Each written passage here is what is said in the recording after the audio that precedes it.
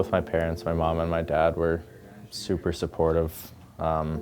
Growing up, always driving us to hockey practice early mornings, and they never pushed me to play hockey. I think that's what developed such a deep love for me for hockey.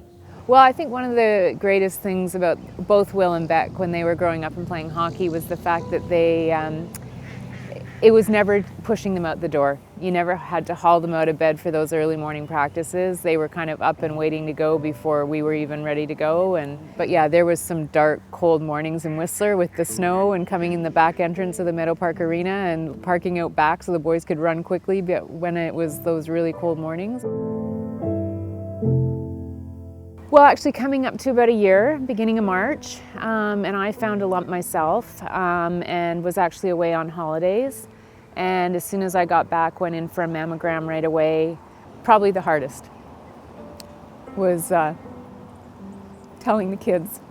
And, both the boys were still away playing hockey, having to phone Will over the phone and try and tell him that I was fine and I was going to be fine, but this is what was going on was really the hardest. I think it was one of those phone calls and one of those moments that you never really forget. I think I remember exactly where I was and exactly what was happening, and I kind of broke down a little bit. It was probably the toughest phone call I've ever had in my life when my mom and dad called me to say that my mom had breast cancer. So, me knowing in my heart of hearts that I'm going to be fine, but in making them know that I felt so strongly about the process was really, really, really important to me.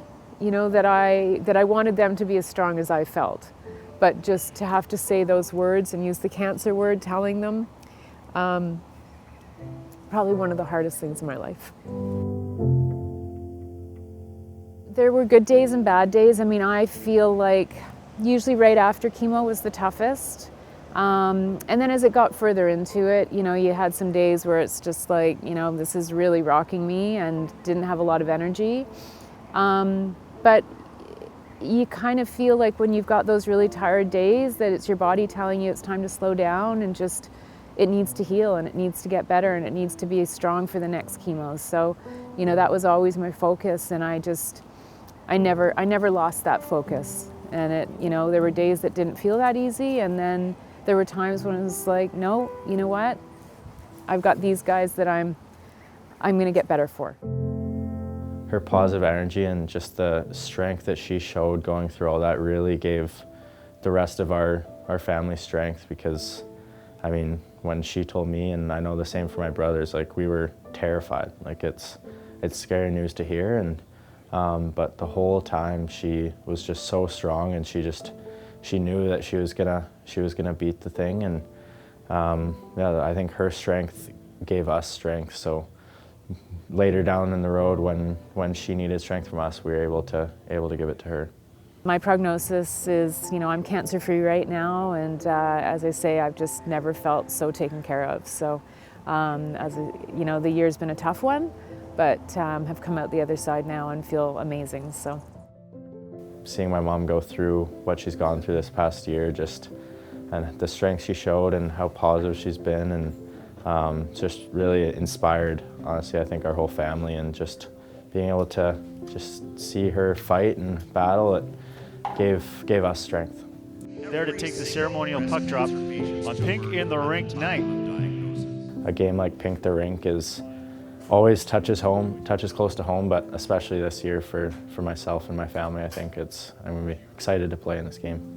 The small thing that we can do as a hockey team and as a member of the community that has the ability to bring people together is to use that platform to continue to raise awareness and funds. And it's an easy thing for us to do, but the part that works is that the community gets behind it. The fact that the community comes out and we have 7,000 people in the building that are all here for that specific thing just makes everybody feel better. Whether you're going through it or not,